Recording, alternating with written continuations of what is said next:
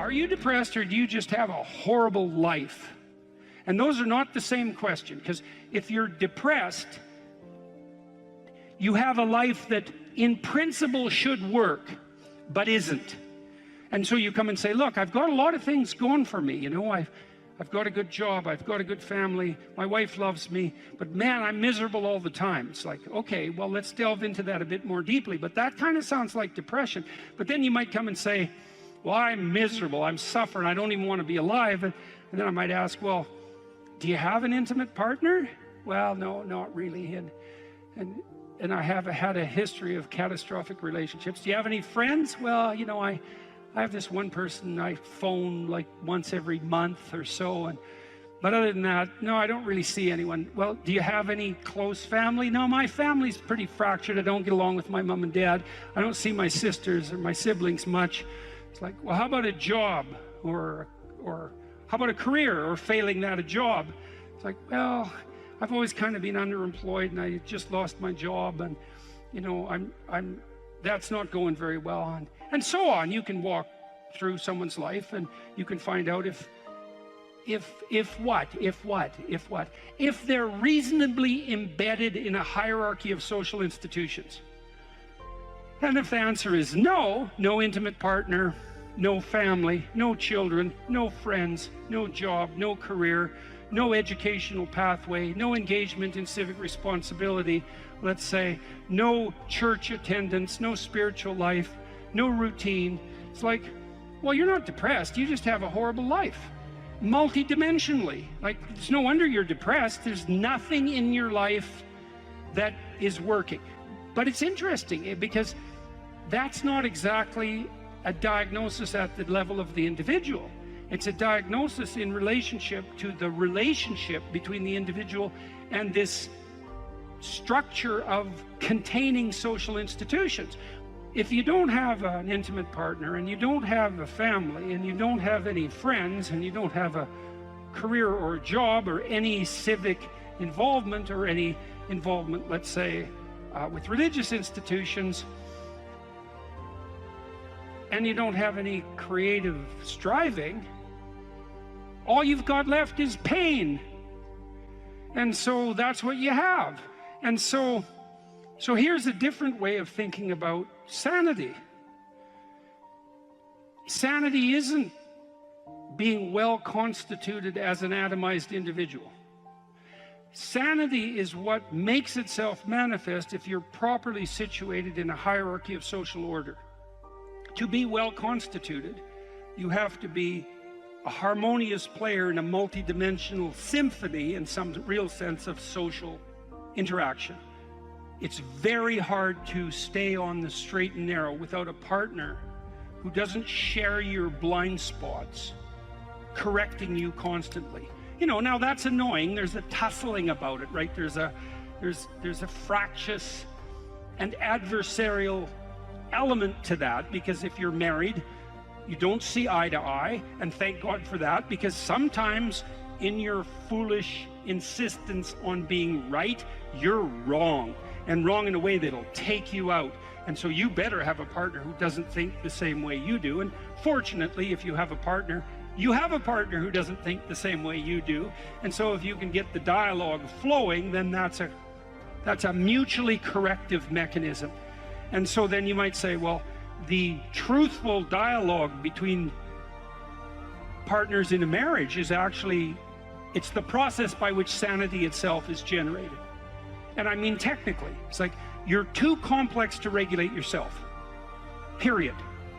And so you need other people to help you do that. So if you have a wife or a husband, someone who knows you and is there for the long run, they can help, you can help each other find the meaningful path and stay on it. And you can't do that alone. And probably just having a partner isn't enough. You need kids, likely, to keep you sane or to drive you crazy, depending on the nature of your children, let's say. You need family, you need your parents, you need your siblings, you need another community around you that's not merely your wife, because you're so crazy that it takes a village to keep you sane. And so, and then surrounding that more intimate web of kinship, you need friends. And friends keep you sane. Well, how? Well, you have to act in a manner that makes them want to be around you to have friends. And that means that to maintain your friendships, you have to be saner than you really are, right? They have to be able to enjoy their time with you. If you practice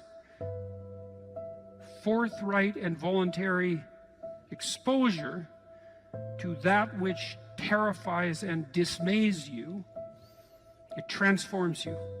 And we really know this as psychologists. We even know there's more and more evidence suggesting, for example, that if you imagine you adopt this attitude of voluntary confrontation, that changes you psychophysiologically. So much of the biochemistry of motivation and emotion is transformed when you take a stressor which could be oppressive and paralyze you and cause you to withdraw, and you reverse that and you decide to advance. It's like a different spirit inhabits you. And I mean this physiologically. There's a whole different pattern of being that makes itself manifest in you neurologically and psychophysiologically and pharmacologically. So you take it on as a challenge, right? And that transforms you at a cellular level too, because one of the things we've discovered in recent years is that if you do something new and complex, then that turns on that parts of your DNA that haven't produced proteins before will start producing new proteins and reconstruct you from the cellular level up. So it's a deep transformation, and we have no idea how deep. And again, you could ask yourself, if you didn't withdraw in fear from anything from everything that life threw at you, who could you become? And I would say that's the central religious question in some real deep sense. You know, are more things thrown at us than we can manage? Well, that's a tricky question, because pretty dreadful things are thrown our way. And you might say, well, that just presents an insuperable barrier to progress. That's not very helpful, because you're alive, here you are, you've got these problems to contend with, and if it's an impossible task, then how could you be anything but hopeless and desperate? But then you think, well, wait a second, how would things transform if I took this on as a voluntary adventure, you know, regardless of its scope? And the scope would include unjust suffering, death, and hell. And that's not just some religious or metaphysical vision. It's like, no, you're actually going to have to contend with that in your life, in whatever way those things make themselves manifest to you personally. That's coming, man. And so maybe you better get prepared. And then the question might be, well, what would happen if you got prepared? And the answer might be, you'd be prepared. And I think the religious enterprise, in its deepest sense, is that process of preparation. And, you know, you might want to even push that a bit farther. You might say, well, not only do you want to get prepared for what's coming your way, but you want to be so prepared that when it comes your way, that it doesn't make you bitter and resentful and tempted by the desire to walk the path that would make all of that even worse.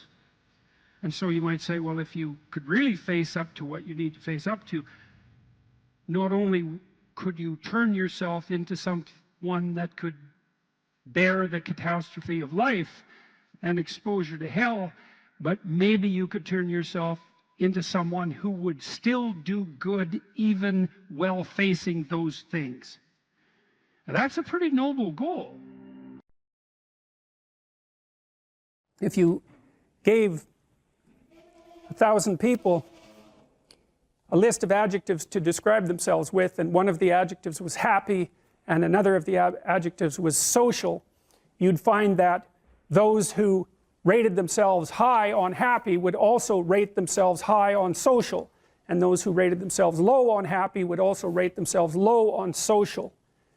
And by looking at those patterns of covariation, you can determine what the essential dimensions are of human personality. One of the dimensions is roughly happiness. That's extroversion. Another dimension is neuroticism. It's a negative emotion dimension. So if you ask someone if they're anxious and they score high, say on a scale of 1 to 7, they're also likely to score high on another item that says that they're sad. And it turns out that negative emotions clump together, and so that people who experience more of one negative emotion have a propensity to experience more of all of them. There's another dimension called agreeableness, and agreeable people are self-sacrificing, compassionate, and polite. If you're dealing with an agreeable person, they don't like conflict. They care for other people. If you're dealing with an agreeable person, they're likely to put your concerns ahead of theirs. They're non-competitive and cooperative. It's a dimension where women score more highly than men on agreeableness across cultures, including those cultures where the largest steps have been taken towards producing an egalitarian social circumstance, like Scandinavia. Actually, the gender differences in personality there are larger than they are anywhere else. Another trait is conscientiousness. Conscientiousness is an excellent trait if you want to do well in school and in work, especially if you're a manager and administrator. I can't say we understand a lot about conscientiousness, although it reliably emerges from factor analytic studies of adjective groups across different countries. Conscientious people are diligent, industrious, and orderly. Their orderliness tilts them towards political conservatism, by the way, because it turns out that your inbuilt temperament, your inbuilt personality, which constitutes a set of filters through which you view the world, also alters the manner in which you process information and influences the way that you vote. And so you might say, and I do believe that this is true, we've been doing a lot of research on this as of late, the more accurate a measure you take of someone's political beliefs, the more you find that personality is what's predicting them. And I think that's a reasonable thing to think about, because you have to figure out ways of simplifying the world, right? Because you just can't do everything.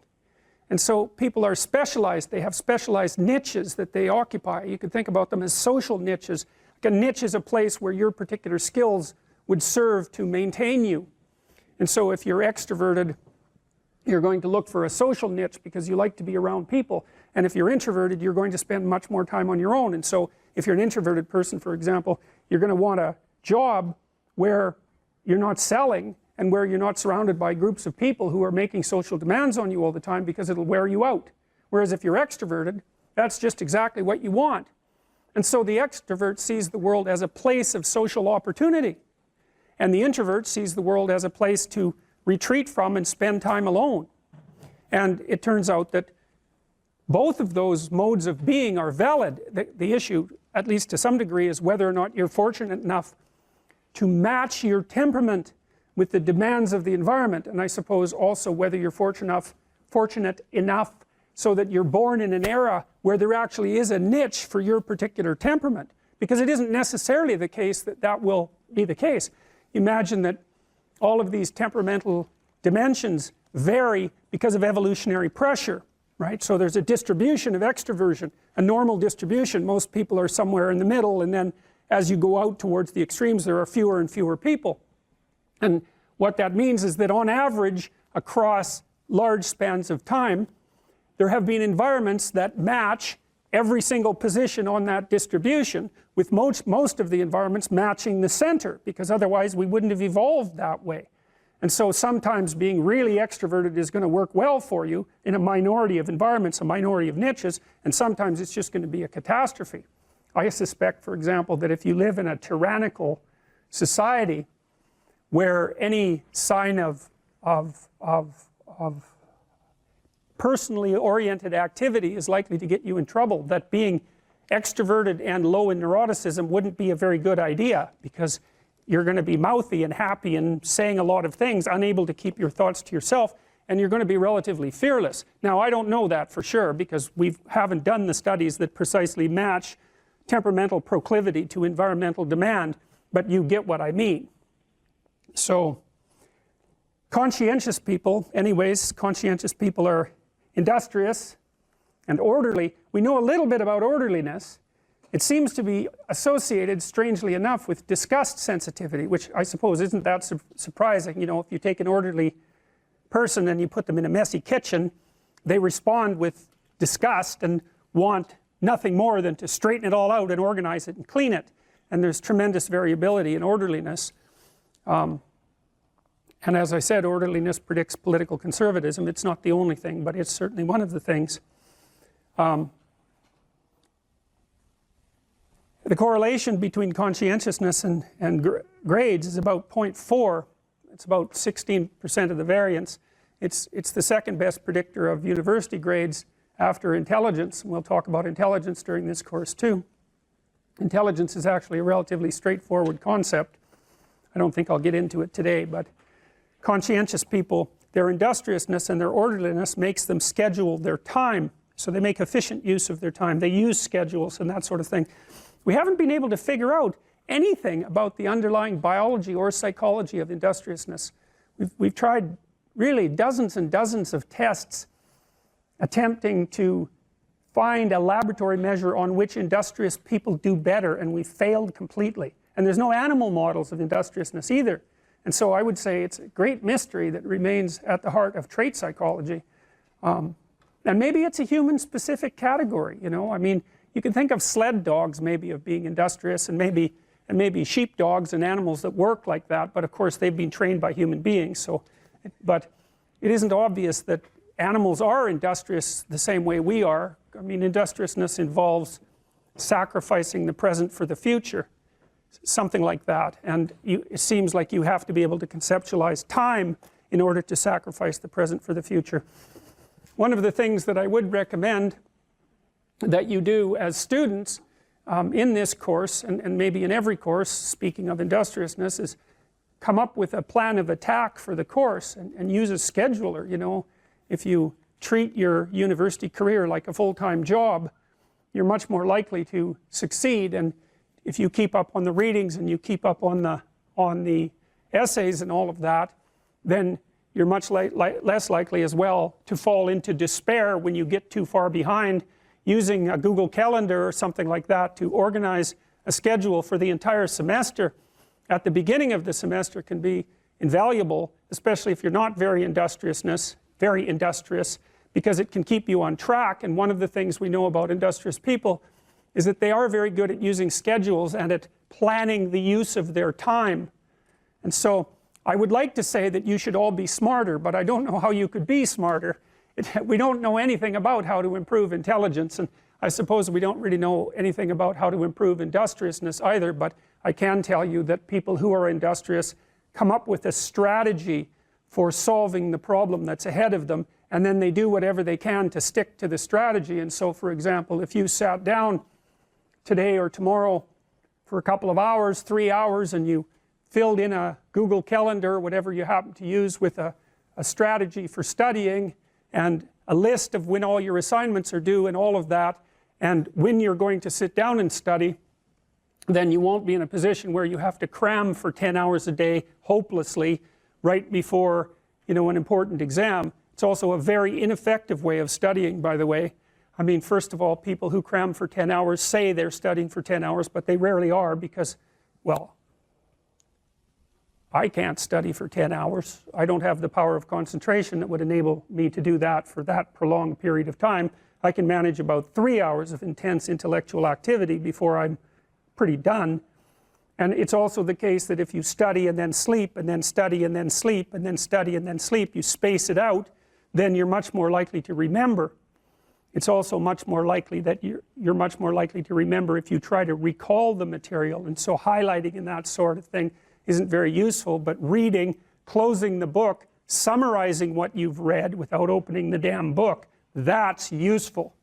And the reason for that is that you're practicing remembering. And that's what you have to practice. If you're practicing memorization, you have to practice remembering. You don't just go over the thing over and over. That'll help you with recognition memory, but it won't help you with recall memory. Anyways, the last trait is openness. openness is a creativity trait. It's also associated with intelligence, in that intelligent people, and I'm speaking technically of IQ, tend to be higher and tend to be more creative, which is hardly surprising. Creative people are more likely to be liberal politically, by the way.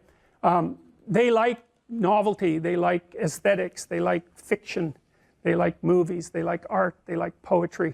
There's something about them that grants them an aesthetic sensitivity, and that's an inbuilt trait. And it's not the case, by the way, that everyone's creative. In fact, far from it. We've used the Creative Achievement Questionnaire to measure people's creativity. I'll talk to you about that later in the class. And the Creative Achievement Questionnaire takes 13 dimensions of creativity. So, you know, writing, dancing, acting, scientific investigation, entrepreneurial activity, architectural activity, cooking. There's a handful of others, singing, etc. You know, the sorts of things that you would assume that people could be creative about. And then it asks people to rate themselves on a scale from 1 to 10 on their level of achievement with regards to all those creative domains, with 0 being I have no training or proficiency in this area, and 70% of people score 0 across the entire Creative Achievement Questionnaire. A tiny proportion of people are outliers, way out, and they're creative in many dimensions simultaneously and exceptionally creative. And it turns out, as you'll find out, that pattern, which is called a Pareto distribution, where most people stack up at 0 and a few people are way out on the creative end, characterizes all sorts of distributions, like the distribution of money, for example, which is why 1% of the people have the overwhelming majority of the money. It's a different 1% across time. It churns, and you're much more likely to be in the 1% if you're older, logically enough, because one of the things you do as you age is you trade youth for money, if you're fortunate. I don't think the trade is really worth it, but that's the best you've got. So anyways, those particular traits, you can think of those as ways that you simplify the world, right? There's lots of different places that you can act in the world, and there's lots of different ways you can look at it and survive. That's why you can be a plumber and a lawyer and an engineer, and those all work, right? Even though they're very different modes of being. And you can have different personalities and survive, as long as you're capable of finding the place where your particular filters and behavioral proclivities match the demand of the environment. And a huge part, I would say, of successful adaptation is precisely that. The Greeks had the maxim, know thyself. How do we come to know ourselves in terms of our personalities and, more importantly, potential? Well, one of the first ways to come to know yourself is to understand that you don't. You know, you can learn to kind of watch yourself like you're watching a stranger. You have to adopt a position. It's a position of radical humility, I would say. Humility in two senses. So one sense would be the humility of recognizing your ignorance. So you have to understand that you don't know who you are. That's not easy to understand, because you think you know, but then, you know, you remember you can't control yourself very well. You're not very disciplined. You're full of flaws. Maybe you don't know yourself as well as you think, but it's hard to get low enough to understand how deeply it is the case that you are ignorant about who you are. Now, there's an upside to that too, which also is that you're also ignorant about who you could be. And so the discovery of that, you know, is some reward for the horror of determining who you actually are. And then I would say, well, then you watch yourself. You watch yourself like you're watching a stranger. You watch what you say and you listen. You think, well, what sort of person would say that? And how am I reacting emotionally when I'm communicating in that manner? Is that making me feel stronger or weaker? Is it filling me with shame? Is it helping my confidence? Am I laying out a lie? Am I deceiving myself and other people? Am I adopting this personality at parties that is designed to impress and to amuse, and it comes across as nothing but self-centered narcissism? What are my dark fantasies? What are my aggressive fantasies? What is it that I'm willing to do? What am I interested in so that I'll spontaneously pursue it? What do I procrastinate about and why? What am I unwilling to do? What do I think is good? What do I congratulate myself for accomplishing? And what do I berate myself for failing to confront and to implement? Those are all incredibly complicated questions, and you don't know the answers to them. So that's a start. And then in terms of potential, well, you'll discover a little bit more about your potential as you discover who you are, especially the darker parts of yourself, because then you discover your potential for mayhem. There's some real utility in that. It's actually something that strengthens you, because the first thing that a realization like that can in fact produce is the ambition to incorporate that dangerousness into a higher order personality. And that can make you implacable. That can make you someone who can say no when you need to say no. That can make you someone who won't avoid necessary conflict. And so that's unbelievably useful. And so that's one of the potentials that you might discover. The other thing you do to discover your potential is you challenge yourself. It's like rule 4 in my book, 12 Rules for Life, is compare yourself to who you were yesterday and not to who someone else is today. And that's kind of a good way to start this. It's like, well, take a bit of a look at yourself and think about what's not so good that you could improve, that you should improve by your own standards, and that you would improve, and set yourself a little goal. Maybe you're not studying at all at your university, or maybe you're at work and you've got this stack of paper there, and you haven't looked at that damn stack for like a month, and you know that you should be, and you're bothering yourself at night because you're avoiding that. You think, well, I've avoided that stack of paper completely for 1 month. I'm quite a coward when it comes to whatever snakes might be hidden in that stack of paper. How about tomorrow I just put that stack of paper in front of me on my desk and I glance through it for 15 seconds. See if I can do that.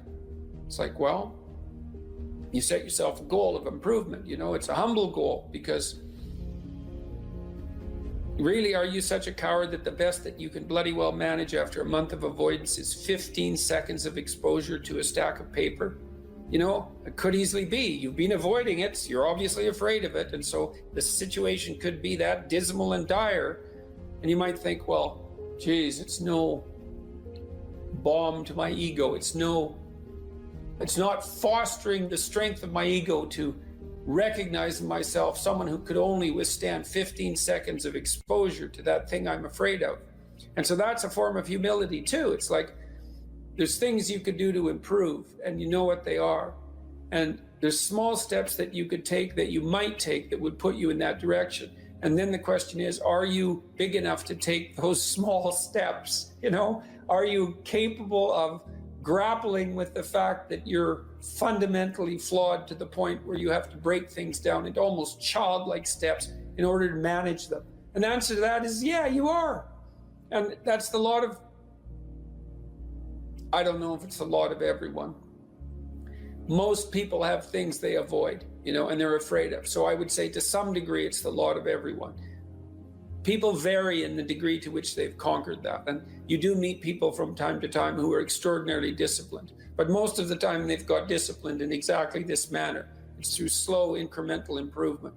And then you challenge yourself. It's like, well, could I do this? That would be better. And you find out. And then you think, well, is there something slightly larger and more challenging that I could do that would be better?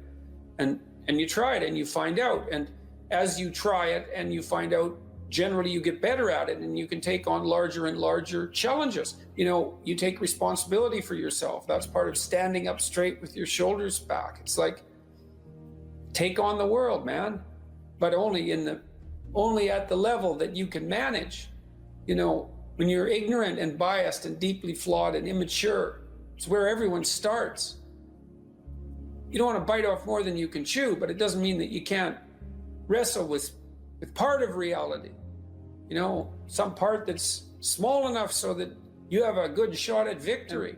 To put yourself together, the first steps towards that is to allow yourself to be a fool, right? It's because you don't know what you're doing. You have to admit that. And there's going to be a loss of ego or destruction of ego, arrogant ego that necessarily accompanies that. But you need the loss of that arrogant ego, because it's precisely what's interfering with your movement forward.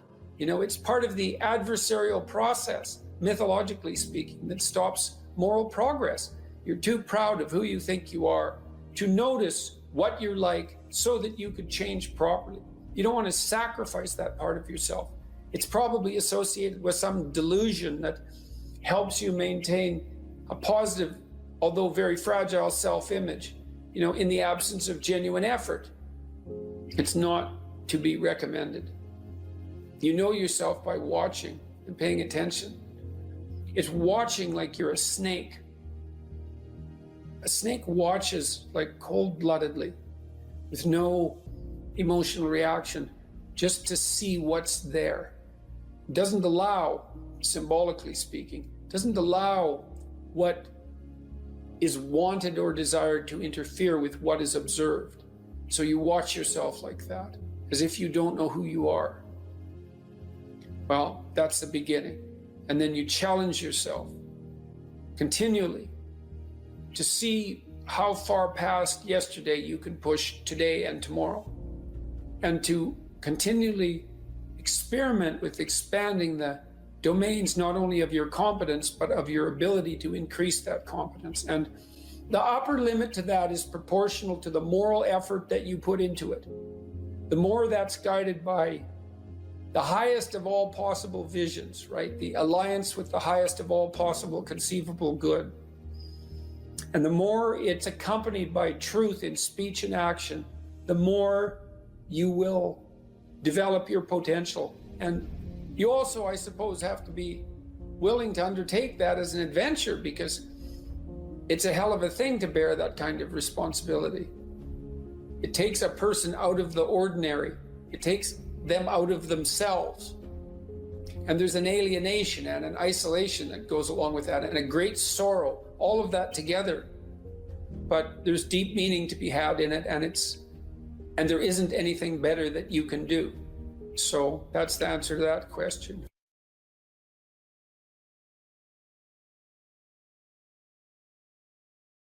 So I was talking to a client the other day. It was so interesting. This person said something. He had been talking to his mother, and he just made a casual comment. He said he was talking to his mother, who was in a state of grief for good reasons that were independent of this particular person, who said, and I hate her. And I thought, oh, that's interesting. Like, where did that come from? And so I made a comment on that. That's a Freudian slip, right? Because there was, the conversation was flowing, and then this little emotion tagged utterance came forward. And whenever an emotion tagged utterance of that sort comes forward, you know it's associated with a whole rat's nest of underlying pain and anxiety and what would you call it, disappointment and frustration that hasn't been properly rectified. So it's like a marker. And you know this when you're talking to people. They say something and you think, oh, you know, like, wow, too much information. That's one way of thinking about it. It's like, just what are you up to? And then if you have any sense, you just forget that even happened, and you continue. But that's like the snout of a dragon peeking out from a cave. And you might say, well, it's just a snout, man. But it's not, because dragon snouts tend to be attached to the whole damn dragon. And so this is also something to know about relationships, because when you're in a relationship with someone, they'll do that now and then. They'll, you know, utter something and you think, haha, it's like, there's a bump in the road. Well, we're going to look underneath that at our peril.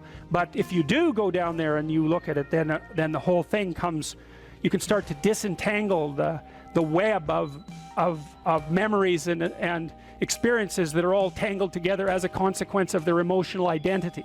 Because I could say, well, everything that makes you anxious or everything that makes you upset is the same as every other thing that's ever made you upset.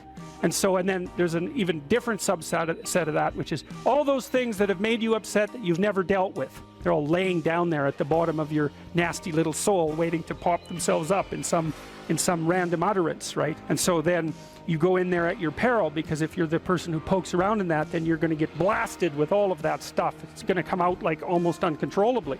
Then you can sort it out.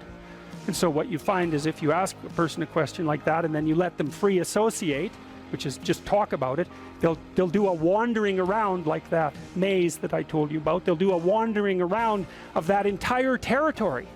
And sometimes just having them wander around in it can help them straighten it out. But you might find out that something happened to them 15 years ago that left them with a terrible sense of guilt or dismay or frustration. And then when they interact with their parent in a certain way, the parent knows exactly how to tap that, and then that all comes up, and that's what produces that little utterance. And so that's the material of the world manifesting itself.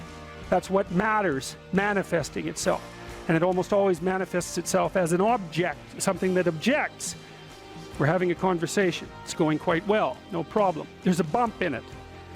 There's an emotional disjunct, right? Now we're no longer in the same place at the same time. We're no longer playing the same game. So then I might say, okay, well, let's open that up and see what's behind it.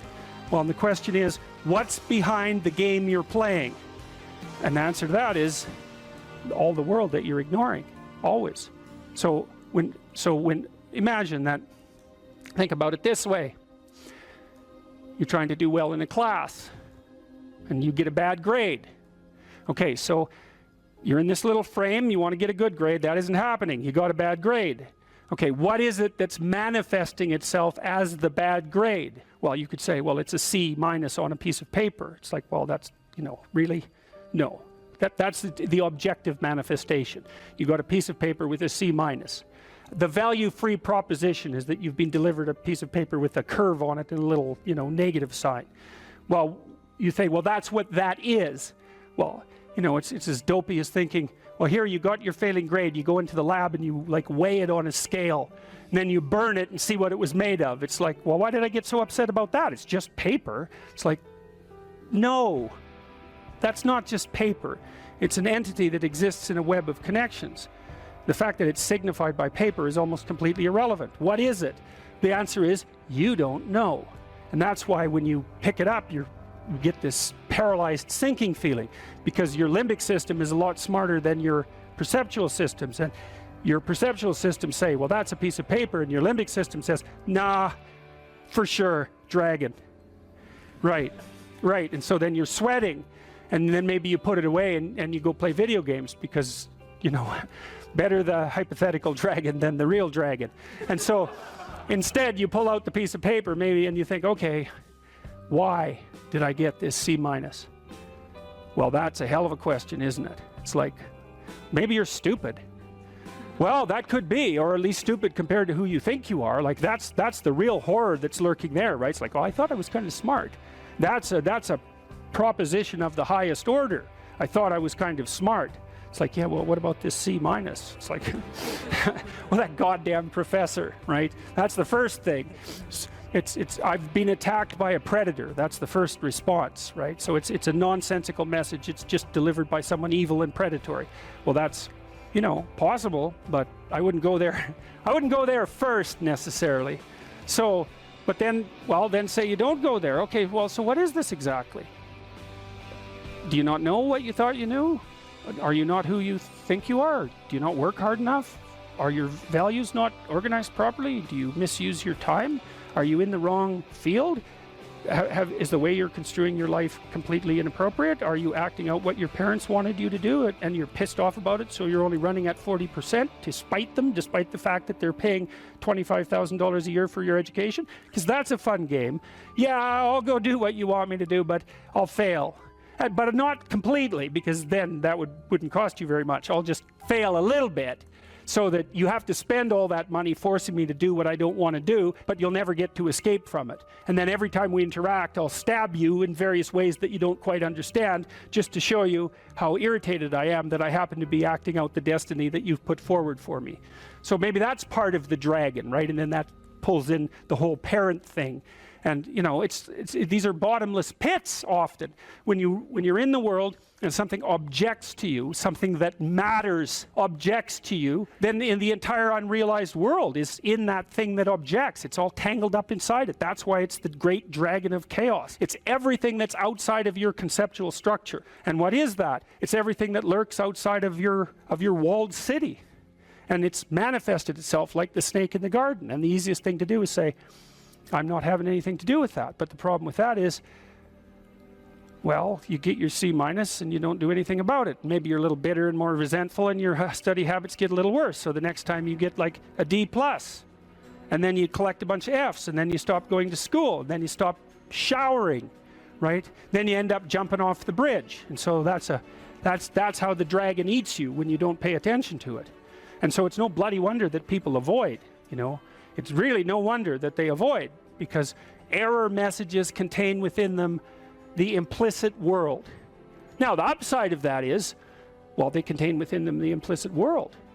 And the world isn't all negative. And so maybe you get your C-, and that's actually the best gift you ever got, because somebody finally took you and went, whack, you know, clue in. And so you take that apart and you think, oh, I don't know how to write. I don't know how to think. I've never read anything in my life. My study habits are abysmal, you know, like maybe I'm working at 2% efficiency, which is probably, I would suspect that, you know, some of you aren't doing that, but I bet there's 30 to 50% of the people in the room are working at 2% efficiency. It's like, to find that out is so optimistic. I mean, if you're barely hanging in there, but you're only working at 2%, you might imagine what you could have as a life if you're working at like 50%. So the C- can be the best gift you ever had, and that's the gold that the dragon hoards, right? That's exactly what that means. To determine when you were being inauthentic or non-congruent. And I've thought about this for a long time and tried to sort it out in a practical manner, and what I've concluded is this. You can try this for a couple of weeks. It's an extremely interesting exercise. So you sort of have to detach yourself from your thoughts and what you say. So you got to assume, you start by assuming that what you say and what you think is not necessarily you. And of course that's just the case, because a lot of what you think, in fact most of what you think and most of what you say, are the opinions of other people. They're things you've read or things people have told you. You know, that's a benefit in some ways because you get all those thoughts that other people have spent a long time formulating, but it's a disadvantage in that it's not exactly you. Okay, so you detach yourself from that. You're no longer your thoughts or the things that you say, or maybe you're no longer all of them. And now what you're going to try to find out is which of your thoughts and things that you say are you, and maybe so you can not utilize the rest, or maybe so that you can correct the rest, because they're not representative of yourself as an integrated being. They don't take everything into account.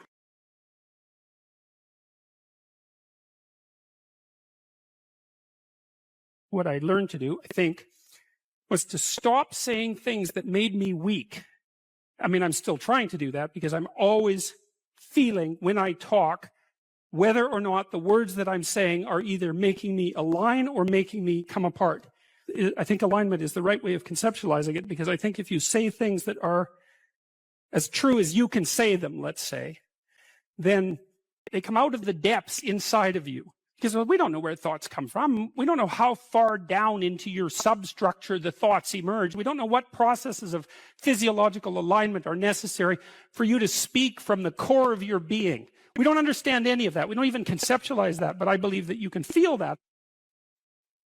I decided that I would start practicing not saying things that would make me weak. And what happened was that I had to stop saying almost everything that I was saying. I would say 95% of it. It's a hell of a shock to wake up and realize that, you know, and you might think, well, do you really want all of that to burn off? It's like, well, there's nothing left but a little husk, 5% of you. It's like, well, if that 5% is solid, then maybe that's exactly what you want to have happen. The issue is there are times in your life where you know that the thing that you're saying is not true. It's a deception. It's a lie of some sort, and you're using it to manipulate yourself or another person or the world. And you're also fully possessed of the idea that you can get away with it. Where are you once you destroy your own ideal? What's left for you? There's nowhere to go. There's no up. And when there's no up, there's a lot of down. If you destroy your own ideal, which you do with jealousy and resentment and the desire to pull down people who you would like to be, let's say, then you end up in a situation that's indistinguishable from hell. Your moral degeneration contributes in no small way to the degeneration of the entire cosmos. Stop cheating at whatever game it is that you've chosen to play. That's a good start, and that'll straighten out your life. Just exactly what are your motives? If you're not doing something important with your life, maybe you're prone to cause trouble just because you don't have anything better to do. Because at least trouble is more interesting than boring. And so if you're not doing something, if you're not pushing yourself to the limits of your capacity, then you have plenty of leftover willpower, energy and resources to devote to causing interesting trouble. There are so many things that need doing that all you really have to do is open your eyes and look at them and then decide that you're actually going to do something about them. And you might think, well, what's within my scope of influence is so trivial that it's not worth doing. It's like, it won't stay trivial for long if you do it. Not at all. And I don't think it's trivial to begin with. I really don't believe that anything done right is trivial. And my experience in my life has been that anything I actually did paid off. It didn't pay off necessarily in the way that I expected it to pay off. That's a whole different story. But if it was genuine commitment to do something, even if it went sideways and the outcome was really something other than what I expected, the net consequence over time was nothing but good. So every new frontier that can be conquered is an advance forward, and there's no shortage of frontier because we're surrounded by the unknown. We're surrounded by our own ignorance, and that's the secret to proper being. If you're interested in life, if you're interested in proper being, and you're disinclined to produce any more suffering than necessary, then you want to know how to conduct yourself when the catastrophe comes so that you have a reasonable possibility of moving through it. If you dare to do the most difficult thing that you can conceptualize, your life will work out better than it will if you do anything else. Well, how are you going to find out if that's true? Well, it's a Kierkegaardian leap of faith. There's no way you're going to find out whether or not that's true unless you do it. So no one can tell you either. You have to be all in this game. There is no more effective way of operating in the world than to conceptualize the highest good that you can and then strive to attain it. There's no better pathway to self-realization and the ennoblement of being than to posit the highest good that you can conceive of and commit yourself to it. You can take whatever job you have and you can make it a real nice little piece of absolute misery.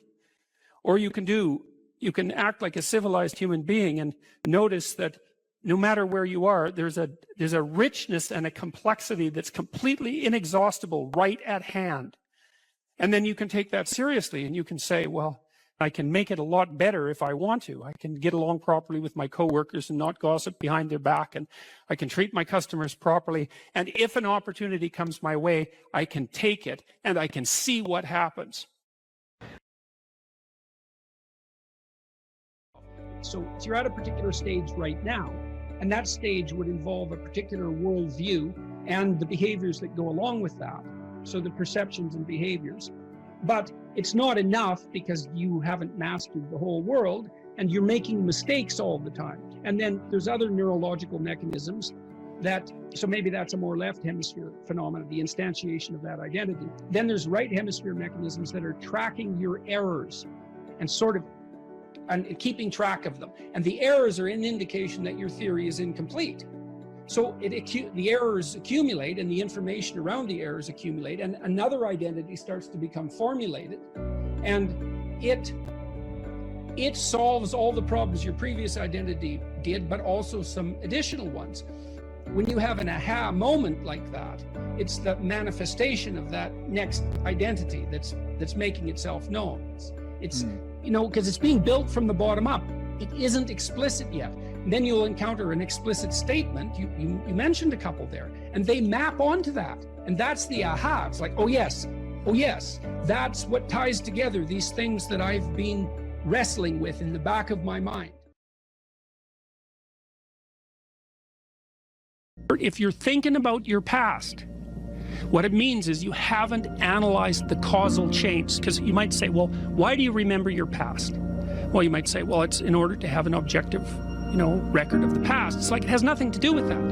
There's only one reason you remember the past, and that's to be prepared for the future. That's why you remember the past. And so what you're supposed to do is take the past and extract out from it wisdom. And wisdom is the ability to avoid stumbling blindly into ditches. Here's a time in my past I stumbled blindly into this horrible ditch and terrible things happened to me. You need to take that apart. You need to figure out, how was it that events conspired with your participation, voluntarily or involuntarily, so that terrible consequence emerged. You need to know why that happened and how you could react differently in that situation. And as soon as you do that, your brain will leave it alone. It won't obsess you about it anymore, because the anxiety producing parts of your brain are basically trying to tell you where there are obstacles in your environment. Don't go there, there's fire. Maybe you could master the fire, right? Then you're a wielder of fire, you're not just a victim. And lots of situations are dangerous or not dangerous depending on your level of mastery, right? Life is like that. And so a negative emotion that's associated with a memory is something that's crying out for mastery, and writing can really help with that. You're reorganizing your brain when you write autobiographically. Imagine emotion, memories can be stored at different levels of your brain, from sort of primordial, reptilian, image-laden areas that are very emotional, up to finely articulated plans for your future life. Well, you want to take everything that's negative and emotional and transform that into a fully articulated vision for your future. And that frees you of your past. You shouldn't be thinking about your past. I mean, maybe if you're 80 and, you know, you're going over a well-spent life, that's a whole different thing. But if you're 30, 35, or 20, and most of the time you're thinking about your past, it's like your soul is trapped back there. You need to free it through investigation. And the metaphysical language is appropriate, because that is, in a sense, what you're doing. You're trapped in the past. It's like you got to break free of that so you can use all your resources to move ahead into the future.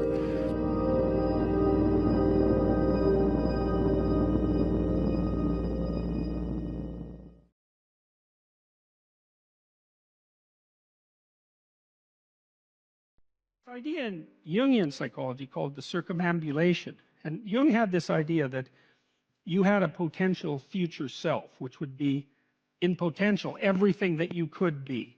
And that it manifests itself moment to moment in your present life by making you interested in things. And the things that you're interested in are the things that would guide you along the path that would lead you to maximal development. Now, it sounds like a metaphysical idea or a mystical idea even, but it's not. It's not. It's a really profoundly biological idea. The idea is something like, well, you're set up so that you're automatically interested in those things that would fully expand you as a well-adapted creature. Well, like, there's nothing radical about that idea. What else could possibly be the case? Unless there's something fundamentally flawed about you, that is what the situation would be. It's kind of interesting to think about how that would be manifest moment to moment, but the idea is something like, well, your interest is captured by those things that lead you down the path of development. Well, that better be the case. Okay, so that's fine. And so there's some utility in pursuing those things that you're interested in. That's the call to adventure, let's say. So, and the call to adventure takes you all sorts of places. Now, the problem with the call to adventure is, like, what the hell do you know? You might be interested in things that are kind of warped and bent. And often it's the case that when new parts of people manifest themselves and grip their interests, say, they do it very badly and shoddily. And so you stumble around like an idiot when you try to do something new. That's why the fool is the precursor to the savior from the symbolic perspectives, because you have to be a fool before you can be a master. And if you're not willing to be a fool, then you can't be a master. So you're gonna, it's an error-ridden process. And that's also laid out in the Old Testament stories, because the first thing that happens to all these patriarchal figures when God kicks them out of their father's house when they're like 84 is that they run into all sorts of trouble, and some of it's social and some of it's natural and some of it's a consequence of their own moral inadequacy. So they're fools. But the thing that's so interesting is that despite the fact that they're fools, they're still supposed to go on the adventure, and that they're capable of learning enough as a consequence of moving forward on the adventure so that they straighten themselves out across time. And so it's something like this. So this circumambulation that Jung talked about was this continual, we'll return to this continual circling, in some sense, of who you could be. You might notice, for example, that there are themes in your life. You know, when you go back across your experiences, you see you kind of have your typical experience that sort of repeats itself.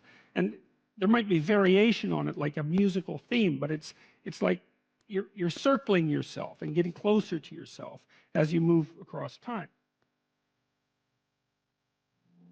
Imagine that something glimmers before you. It's an interest that's dawning, and you decide, Well, first of all, you're paralyzed. You think, well, how do I know if I should pursue that? It's probably a stupid idea. And the proper response to that is, you're right, it probably is a stupid idea, because almost all ideas are stupid. And so the probability that as you move forward on your adventure that you're going to get it right the first time is zero. It's just not going to happen. And so then you might think, well, maybe I'll just wait around until I get the right idea, and which people do, right? So they're like 40-year-old, 13-year-olds, which is not a good idea.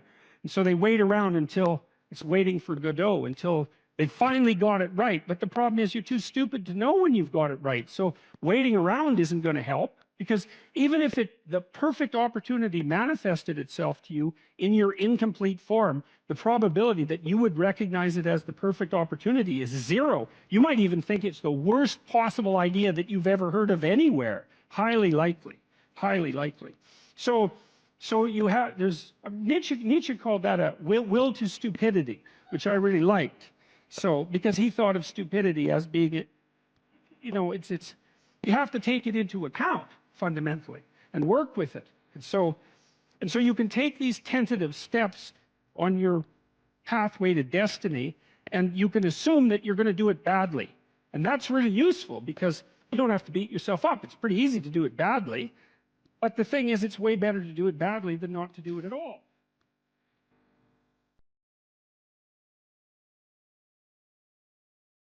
If you're going to be a fighter, you have to want to win.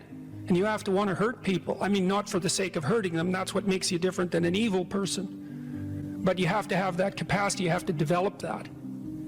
And, you know, that's the step on the way to enlightenment, weirdly enough, because that isn't what people think. People have been fed this diet of pablum, rights and impulsive freedom, for so long. There's just an absolute starvation for the other side of the story. There are no rights, technically speaking, without responsibilities. And all we've had for 60 years is a dialogue about rights. Well, that leaves a hole on the other side of the story. And it's a hole that's in people's hearts, essentially. Because responsibility, well, perhaps that's not more important than rights. Like I said, they're part and parcel of the same formula. But it's in responsibility that most people find the meaning that sustains them through life. It's not in happiness. It's not in impulsive pleasure. Those things blow away at the first ill wind. But to adopt the responsibility for your own well-being, and to try to put your family together, and to try to serve your community, and to try to seek for eternal truths and to live them, that's the sort of thing that can ground you in your life enough so that you can withstand the difficulty of life. And when you tell people that, especially when you include yourself in the audience, let's say, and you're not finger waving from above, then everyone knows that it's true. There's been this attempt to identify masculine competence and power, let's say, but mostly competence with tyranny, and that's very, very hard on young men. It's also hard on young women, for that matter, but it's very helpful for people to hear that they should make themselves competent and dangerous and take their proper place in the world, because it's the alternative to being weak. And weak is not good. The people who shoot up the high schools, they're weak. They're weak. And life is a very difficult process, and you're not prepared for it unless you have the capacity to be dangerous. That doesn't mean that you should be cruel. It doesn't mean any of that. There's a statement in the New Testament, the meek shall inherit the earth. But the meek isn't well translated. It means something more like, those who have swords and know how to use them but keep them sheathed will inherit the world. That's a way better way of thinking about it. You have to be powerful and formidable and then peaceful, in that order, right?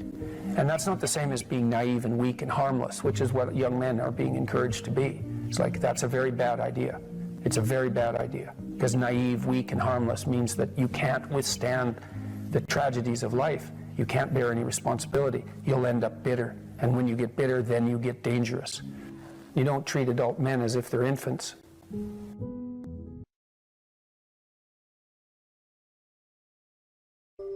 So that's an interesting thing. Well, so let's say you go over your past with a fine-tooth comb, and you decide you're going to take responsibility for everything that you did that was wrong, and everything that you failed to do that you could have done that was right. It's like, does that change the world? It's like, depends on how thoroughly you do it. You might say it changes the world like nothing else possibly can. And I think that that's actually right. You have to allow yourself a certain latitude for error. And that's a useful thing to know too. One of the things I tell people when they're trying to develop a vision for their life or an implementable plan is, make a bad plan. Like, make the best one you can, but don't get obsessive about it. It's like, make a plan, implement it. You'll figure out when you implement it why it's stupid. Exactly. And then you can fix it a little bit.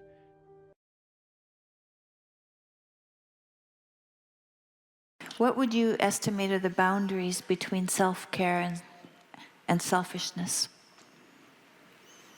Well, that's a good follow-up question for what we've been discussing. Well, the first thing we have to sort out there is, well, what do you mean by self? And people make memes about me because I'm always asking for word definitions. But, and it annoys people because they think, well, it's just, you know what that means. It's like, is God real? What do you mean by real? Well, you can't ask that. It's like, well, then you can't ask your question either. What do you mean real? Well, everyone understands that. It's like, really, we do we? We understand what's real. We've got that nailed down. What you're really asking is something like, here's what I am insisting that you regard as real, which is usually something like an objective materialism. Does God fit into that category? It's like, well, that's a completely different question than the one you asked. No, perhaps, is the answer to that question, but you didn't formulate the question reasonably, because when you formulate a question like, is God real? God's a mystery in that question, and so is real. And you don't get away with the axiomatic presupposition that you've got real nailed down, and all we have to do now is mop up God. It's not reasonable. It's not acceptable in the least. It's just a trick, and it's not a very sophisticated trick. And so in this situation, selfishness versus self-care, well, I think really the issue there is the definition of self. So whatever the self is very complicated, because it's really what you are at your core. That's the question. That's unbelievably complicated. It's like, what the hell do you know about who you are at your core? I mean, human beings we have no idea what we are in the final analysis. And so Carl Jung wrote books on the self. He believed Christ was a symbol of the self. It's a very complicated idea. It takes a lot of unpacking. You could think about the self as what it is that has demands right now. And when people attempt to define themselves subjectively, which has become something to be insisted upon in our current culture, they usually mean something like, the ultimate self is the whim that possesses me now. And that's a dubious proposition. What the whim that possesses you now is more accurately conceptualized as a fragmentary self. You know, if you have a 2-year-old and the 2-year-old wants something and has a little tantrum in the grocery store because of it, the impulsive demand that possesses that child in that context is a fragmentary part of the child, but it in no means is reflective of the totality of that person. And then you might ask yourself, well, what's the totality? And well, as I said, that's a very complicated problem, but the totality of a person is certainly their iterations across time. It's at least that, right? Because there's a past you, and there's a present you, and there's a future you, and whatever you is in the final analysis is the aggregation of all of that across time. And maybe the aggregation of all of your manifestations in every social context as well. And then I could say, well, if you're taking care of yourself wisely, then you're taking all of that into account simultaneously. And then if that's selfishness, then that could be viewed as a positive good. But if you're subordinating that greater totality to the impulses of a momentary whim, which you've defined as the self, then that's a very bad idea. All that's going to do is cause trouble and make you unpopular. And so I don't believe there's any difference between service to the highest self and service to other people. I think those are the same thing. And we can think about that technically too. So there's a lot of other people and there's only one of you. And you're going to interact with people in a multitude of ways across your life. And you could imagine this, is that if you play fair in every interaction, or if everyone you interact with walks away from your interactions having gained, then everyone is going to line up to play with you. And so, how is that going to be anything but good for you? How could anything possibly be better than that? Because you're outnumbered very badly. And so if all the people around you are inclined, because of the way you've conducted yourself, to facilitate your progress forward, why wouldn't that be the best thing for you that could possibly occur? And one of the things I've suggested to my audiences, and people seem to resonate with this quite deeply, is imagine yourself ill and bereft of capacity, suffering. You think, well, what might sustain you during such a time? This is the question that's posed in a marriage, for example, for better or for worse, let's say. And one answer is the fruits of the sacrifices that you offered in relationship to other people previously. And so what does that mean? Well, if you had been responsible and caring, mature, and self-sacrificing in the proper manner, and I don't mean martyrdom, like a nihilistic martyrdom or a resentful martyrdom, then you've stored up, to put it sort of coldly, social capital. And then people will be pleased to return the favor in times of desperation. And that way, if that was the case for all of us all of the time, then we'd be in a mutually sustaining web of interactions. And that's not exactly organizing your psyche, right, so that you can sail through suffering. It's more external. It's that you're storing up your sanity in the reciprocal goodwill that you've built up with other people. And to do that optimally, you do that in a spirit of something like playful love, if you do it optimally. And of course that's going to redound to your great benefit. But even better than that, it's going to redound to your great benefit in a way that's also simultaneously mutually beneficial to as many others as you're skillful enough to manage. This developmental psychologist named Jean Piaget. Piaget is a very interesting thinker. And he was motivated by, his life's goal was to reconcile science and religion.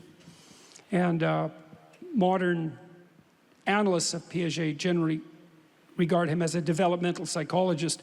But he described himself as a genetic epistemologist. And by genetic, he meant one who analyzes the genesis of things or their beginning. And by epistemologist, he meant someone who analyzes structures of knowledge. And so what Piaget was trying to do was to understand how our structures of knowledge developed across time. He thought if you wanted to pursue philosophy, and even more deeply, let's say theology, then it would make sense to look at how knowledge structures develop from childhood forward, because they're simpler in childhood and you might be able to understand them better than having to dive right into adult cognition. And he got a long ways on his enterprise. I think farther than people realize. He's a very sophisticated thinker. And he had this theory of equilibration, which is a lovely theory.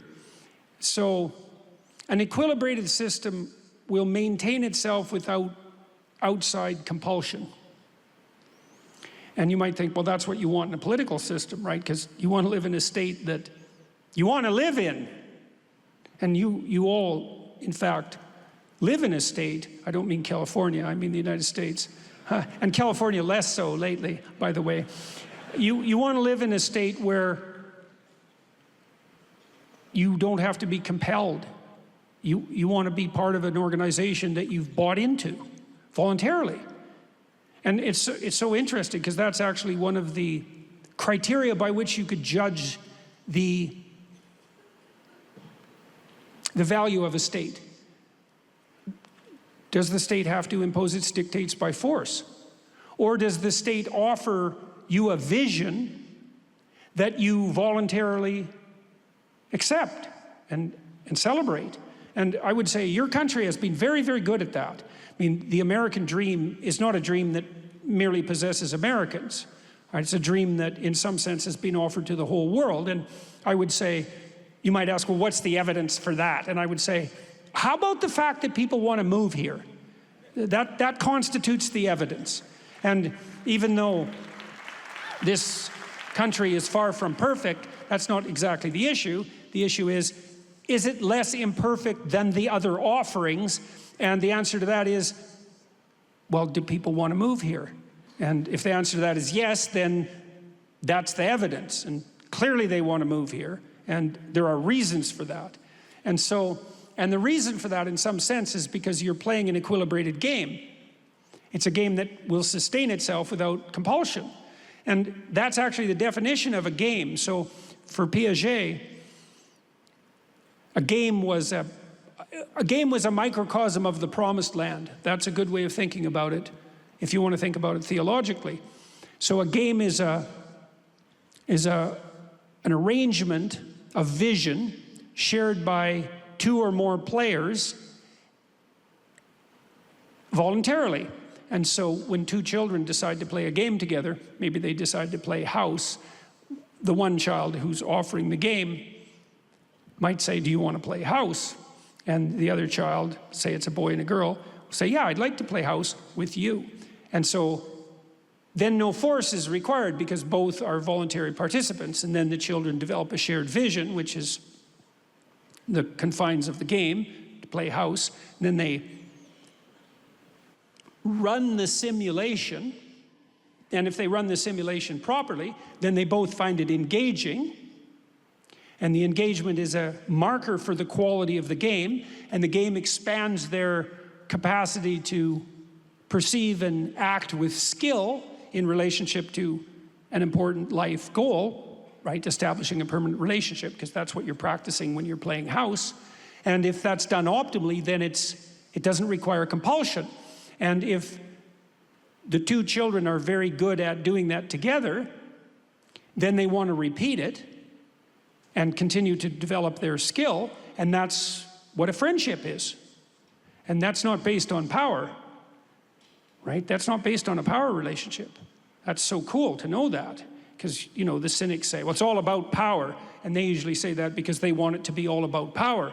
But really, but that isn't the basis for stable human relations. Stable human relations are based on the construction of equilibrated states. And if your marriage is equilibrated, you both want to be in it. Now, I mean, there'll be times when you don't, and you know, you need to abide by the fact that you've accepted some constraints so that while you're not equilibrated, you're not getting along, you don't just leave, right? You still fight it through and try to reestablish an equilibrated state. But the idea of equilibrated state is extraordinarily interesting, and it's a vision of paradise. And the proper vision of paradise is something like eternal play. That's a good way of thinking about it. And play is a better basis for the establishment of social relations than power by any measure, by any multitude of measures.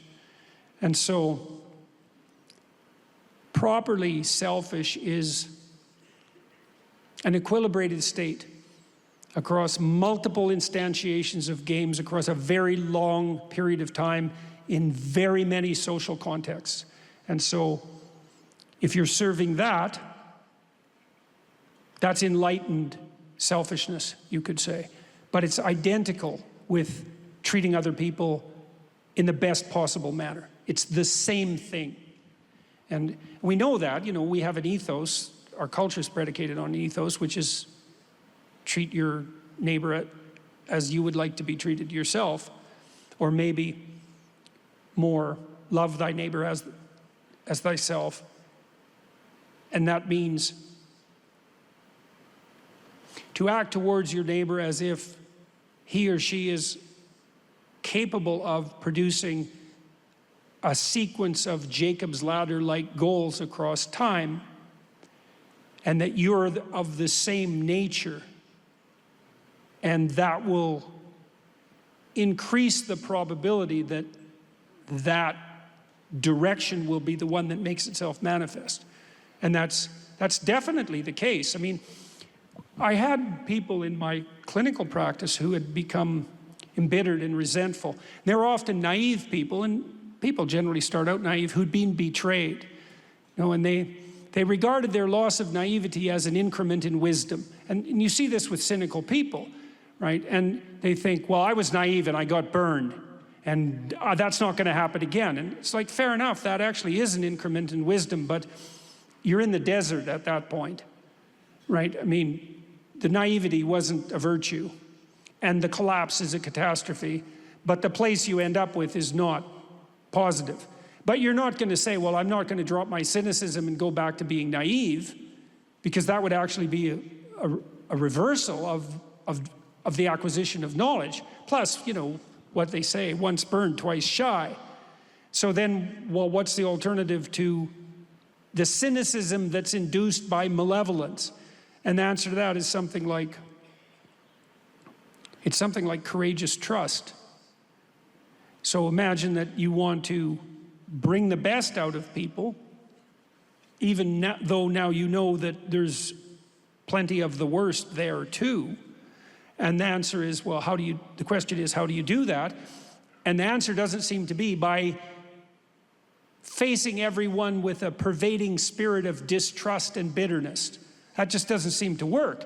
And you might think, well, that's justified because I've been burned multiple times.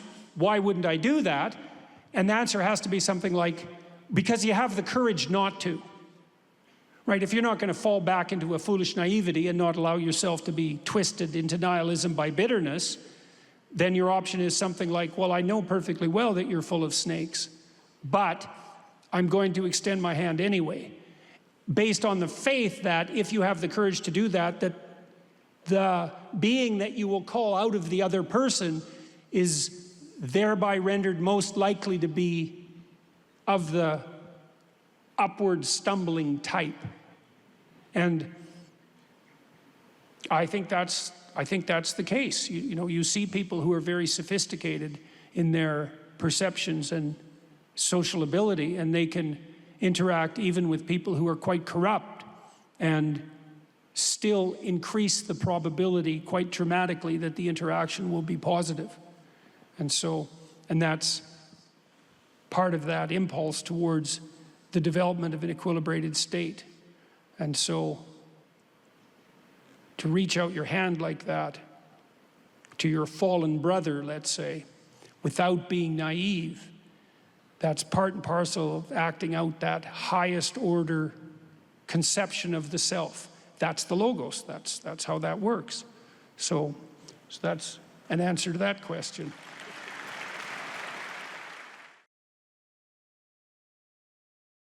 Is there a purpose to our life? And well, that's a hard question. And then if there is a purpose, well, how is it expressed? And then if there is a purpose and our lives are truncated as they are by death, then how can that purpose have significance? And those are hard questions. But Socrates' experience seemed to be that he had lived enough in his life so that when push came to shove, which it certainly did, he was able to gracefully let it go. And you know, he attested to that with his death. And that's fairly convincing, you know, I mean, that's a fairly convincing argument. And it's one that I find, well, it's hard to tell if I find it exactly credible, but I don't find it incredible. I mean, I certainly have noticed that as I've got older and have done things, what would you say? Accomplished isn't exactly the right word. I've participated in many things that I'm pleased to have participated in them, but wouldn't necessarily go back and participate in them again.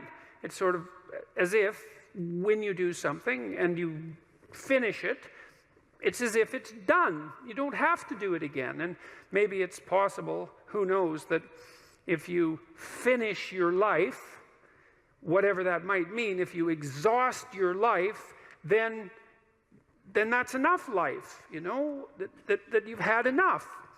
And I mean, that doesn't mean that I try not to keep myself healthy and that I want to die tomorrow. It doesn't mean any of that. I'm trying to stick around as long as I can. But but there's still that curiosity about the relationship between life and mortality, and the possibility that a life well lived exhausts itself in some fundamental sense, so that you can be satisfied, let's say, with what you were. There is some psychological evidence that bears on this. If you ask people what they regret, especially as they get older, what they generally report is things not done.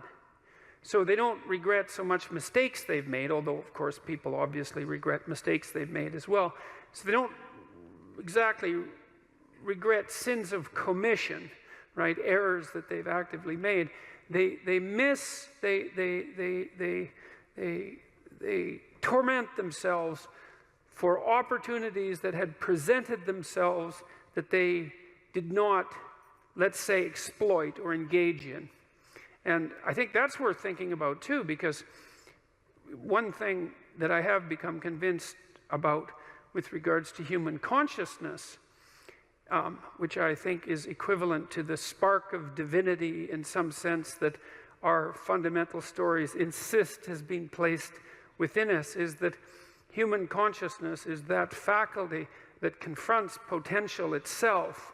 I think there's good neurological evidence for this, by the way, for those of you who are scientifically minded, because we build circuits within us for habitual action that we've practiced many times that seem to run in a very deterministic fashion. And we are a strange combination of deterministic and non-deterministic as far as I can tell. But what our consciousness seems to be for is to encounter those things that we have not yet encountered. And those things that we have not yet encountered seem to me to be those things that have not yet been brought into being. And so you could say that what our consciousness is for the encounter with potential. You know, that our consciousness is it's not for the past, it's not even for the present. It's to transform the future into the present. And really that's what our consciousness does. And when you wake up in the morning, you have a new day ahead of you, and the day could take you in very many directions. And the weeks and the years, all of that can take you in very many directions. And you have some apprehension about what those directions might be. You have some apprehension about what role your choices might make in transforming that potential into one form of actuality or another. I mean, you certainly know that there are dreadful mistakes that you might be very tempted to make that would produce all manner of hell around you and still be tempted to do it. It seems like it's sitting there right in front of you as a possibility. You also know that, you could haul yourself up out of bed and attend to your duties and do the sorts of things that you're supposed to and set a few things right that day and that week, and that likely things would at least not be worse, and they would probably be better. And I do believe that I don't understand how this can be the case. I don't understand how it is that consciousness can function in that way, because I think to understand that, we would have to understand what it means for the future to be only potential rather than actuality, and who the hell understands that? I mean, no one. And then we'd have to understand how it is that our conscious choices and our conscious ethical choices transform that potentiality into actuality, into reality, into the present and the past. And we certainly act as if we believe that that's what we do. We upbraid ourselves. For example, when we do a bad job of it, we're upset with our children and those we love if we don't believe that they're living up to their potential. We're guilty and ashamed when we make choices that we feel are inappropriate.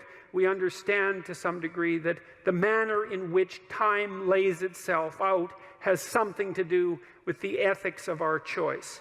And again, I would say that's a very deep idea. I think it's the most true idea I know. It's very emphasized, that idea emphasized in ancient religious stories such as those that are outlined in Genesis, or in Genesis with its strange insistence that, God is that which brings order out of chaos, formless potential, generates the world out of formless potential, and that we're somehow made in that image, which seems to me to be the case. And that the proper way, by the way, to go about acting in that image is to act in relationship to the potential that confronts you with truth and with courage, with careful articulation. That's the logos. And that if you do that, then what you bring forth is good. And it's also very much worth thinking about with regards to setting up your life in general. It's like, if you concentrate solely on your career, you can get a long way in your career. And I would say that that's a strategy that a minority of men preferentially do. That's all they do. They work like 70, 80 hours a week. They go flat out on their career. They're staking everything on the small probability of exceptional status in a narrow domain. But it's hard on them. They don't have a life. It's very difficult for them to have a family. They don't know how to take any leisure activity. Like, they get very one-dimensional. Now, it may be that unidimensionality is the price you have to pay to be exceptional at one thing, right? Because if you're going to be something like a genius-level mathematician, and you want to do that or a scientist, say, it's like, you're in your lab all the time, you're working 70 hours a week or 80 hours a week, you're smart, you're dedicated, you're unidimensional, and that's how you get to beat all the other people who are doing that. It's the only way. But the problem is you don't get a life.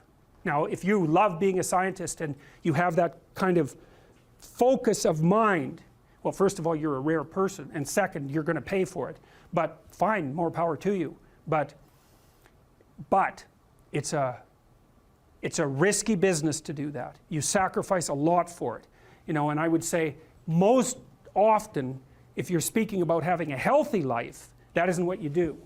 You spread yourself out more. So, you know, you have a family, you have some things that you do outside of work that are meaningful to you and useful. You have a network of friends. Well, those 3 things alone, or 4 things alone, are plenty to keep you well oriented. And then if one of those things collapses, you know, everything doesn't go. Now, the price you pay for that is the more you strive to optimize that balance, the less likely you are to be fantastically successful at any single one of them. But you might have a very, you know, if you consider your life as a whole, that might be a winning strategy. One of the things Carl Jung said, I really liked this. He thought that men went after perfection and women went after wholeness. So they're different value, they're different, there's something different at the top of the value hierarchy. So perfection would be stake it all on one thing and look for radical success. Not that all men do that, because they don't, but we're talking about extremes, at least with regards to the men that do that. The wholeness idea is more like, well, it's like I want one thing in my life to be 150%, or I want 5 things in my life to be 80%. Well, there's a lot more richness in a life where you have 5 things operating at 80%, but you're not operating at any of them at 150%. So, and I really believe this because I've watched men and women go through their careers now for a long period of time, and one of the things that, there's lots of things that produce this, but one of the things that I've noticed is that mostly women in their 30s bail out of unidimensional careers. They won't do them. They won't put in the 80 hours a week that they would have to put in order to dominate that particular area. And it isn't, the reason that they won't do it is because they decide it's not worth it. And no wonder, because why would that be worth it? You have to ask yourself that. It's like, well, you want to be an outstanding scientist. It's like, okay, really, that's what you want, because that means that's what you do. Because you're competing with other people, you know, they're smart, they're hardworking, and if you want to be at the top, you have to be smarter and work harder than any of them. And working hard means working long hours. I mean, it also means working diligently, but in the final analysis, it's also an additive issue. If I'm smart and hardworking and I can crank out for 70 hours a week, and you do it for 30, it's like, in 2 years, I'm so far ahead of you, you will never ever catch up. So, anyways. And I think partly, maybe part of the reason too that women are oriented that way more than men, I think there's two reasons. One is socioeconomic status does not make women more attractive on the mating market, but it does make men more attractive. And the second is women's time frame is compressed, right? Because guys can always say, well, I'll have kids later, and they can say that till they're like 80. Whereas women, it's like, no way, man, you got to get it together by the time you're, let's say 40, but really probably by 35, but definitely by 40, because otherwise it ain't happening. And that's bloody dreadful. Like the most unhappy people you ever see, no. No. One of the common routes to extreme unhappiness is to want children and not have them. I wouldn't recommend that. You know, you see couples who are in their 30s. One couple in 3 over the age of 30 has fertility problems. That's defined as inability to conceive after 1 year of trying. 1 in 3. So it's worth thinking about, because people are very, very unhappy if they want to have kids and then they can't. Man, you're in the medical mill for 10 years if that's what happens to you. Faith is a presupposition for living in the truth. And then you might ask yourself another question, which is, well, why bother living in the truth? Well, one answer would be so that reality doesn't rise up and smite you repeatedly, which it will, if you're deceptive. So that's one answer, but here's another answer, and this is a better answer. People ask themselves all the time, what's the purpose of life? And there's a variety of answers to that. There's no purpose. We're just atoms on a dust mote at the edge of a rather reprehensible corner of the cosmos, and we exist for a moment and we're out, and that's that. Or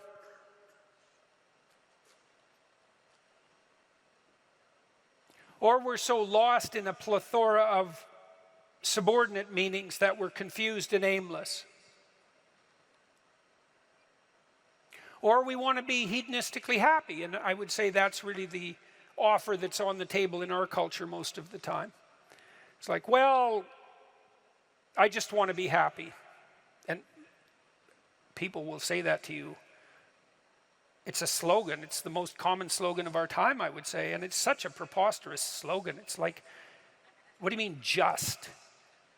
You just want to be happy. That's all. That's all you want. That absolute impossibility. You want bliss unending, no matter what you do, and that's all you want. It's not exactly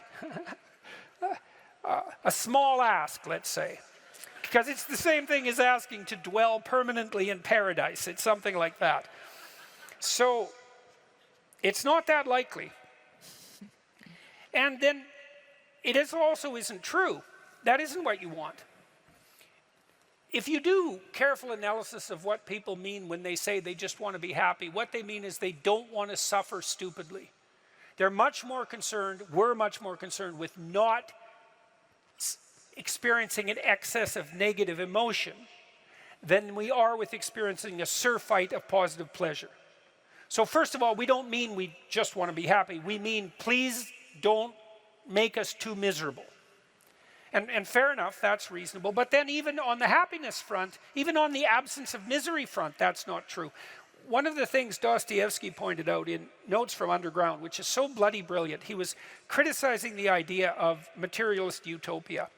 He said something like, well, imagine we made our materialist utopian dreams come true, and everybody had enough to eat all the cakes they wanted and enough to drink and nothing to do, he said, but busy themselves with the continuation of the species. And we were so pleased that we emitted nothing but bubbles of bliss. He said, human beings were so damn ungrateful that the first thing we do is take a stick and smash up all that comfortable prosperity just so that something unexpected and provocative could happen. And that's very smart. You know, that's hearkening in some sense back to the story of the Garden of Eden and the proclivity of human beings to eat the forbidden fruit. It's like it isn't obvious at all that we want happiness. It isn't even obvious that we want absence of misery.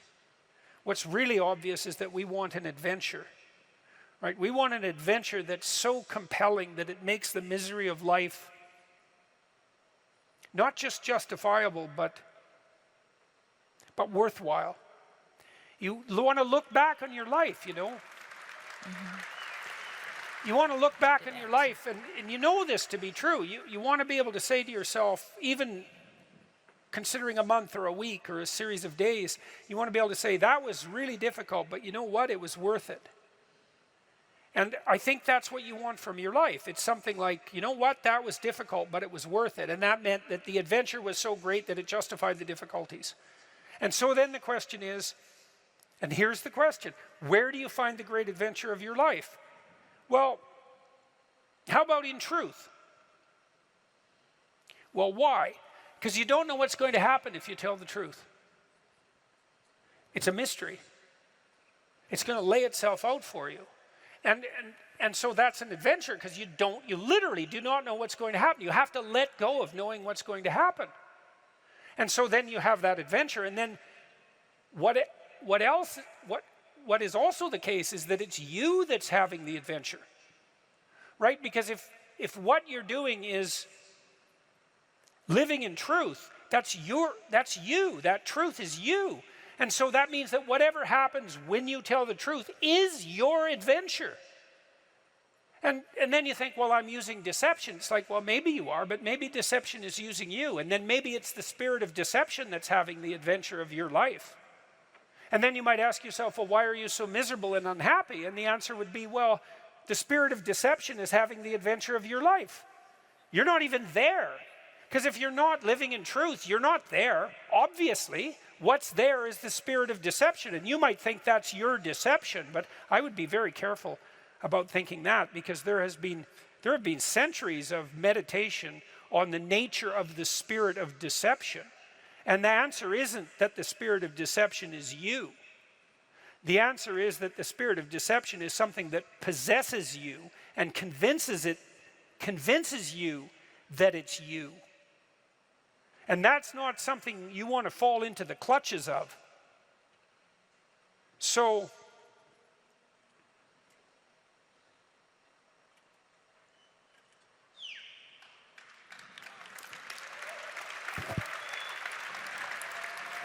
now you have to tell me the question again.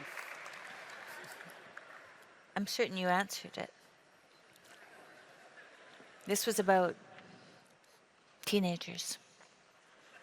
Oh, yes. Well,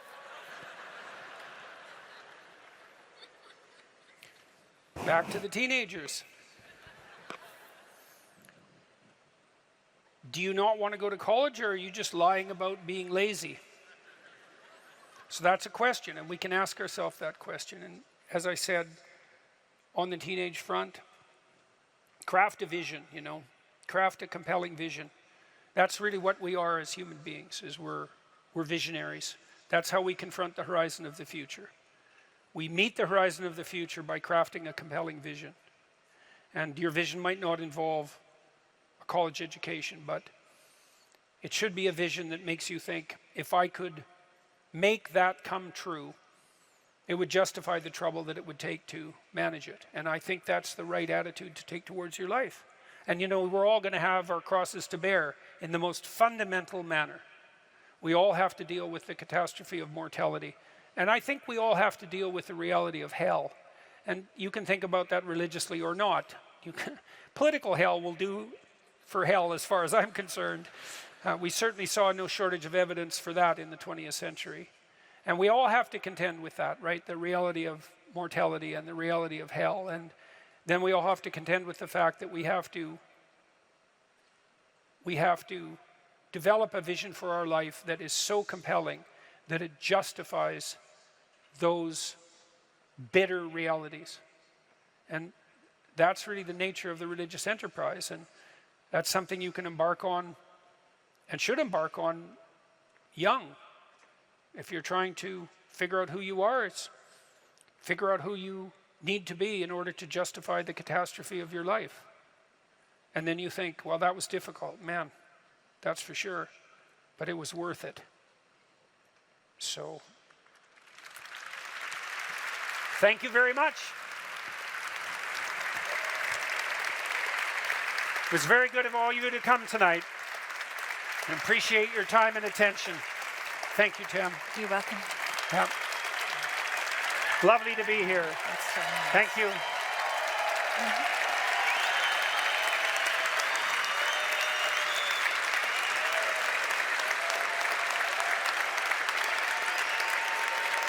Thank you all.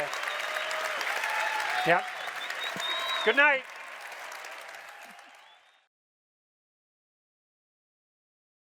They use power to exploit those who are weak. That explains all economic relationships. You can apply the same lens to history. History is nothing but the power struggle between different claims to power. That is absolutely what people are being taught in our institutes of higher education. And it's unlikely that there's a doctrine that's more corrosive in relationship to the actual spirit upon which your country and the free West in general was founded. Those are antithetical stories. Well, what's the alternative story? Well, let's lay some out. Here's another story. Do what you want will be the totality of the law. That's a somewhat mangled quotation from Aleister Crowley, who was a Satanist in the late part of the 1800s. He was like a disciple of the Marquis de Sade. He was one of these people who believed, as you can believe rationally, that why the hell shouldn't I do just exactly what I want whenever I want to whoever I want, regardless of, well, let's say the cost to them. What's the rational argument against that? What if I have power and I won't get caught, for example? If I just get away with what? The untrammeled expression of my most primordial desires. Why not let that be the story? One whim after another. That's the hedonistic story. It's a cacophony, that story, because as you know from your own experience, if you give yourself over to your immediate wants, you're just one appetite after another, right? There's no real coherence there. You basically have the same psychological status as a very badly behaved 2-year-old. Well, two-year-olds are like that. They don't have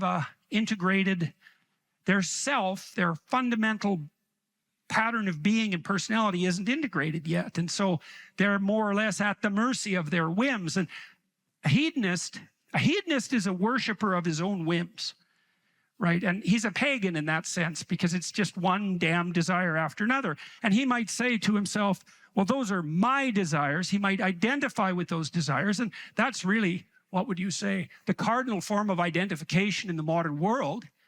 I identify with what my wants are, particularly sexual wants. That constitutes my identity. And anyone who gets in the way can go directly to hell.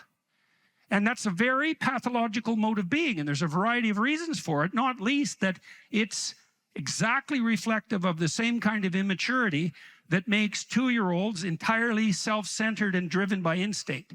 Now, you might say, well, what's wrong with that? You know, when 2-year-olds have their delightful element, you know, they're very enthusiastic, they're very spontaneous, they're kind of alive in a fiery way, but they're completely incapable of taking care of themselves, right? And this isn't a hypothesis. You don't see roving bands of thriving 2-year-olds running through the forest organizing themselves.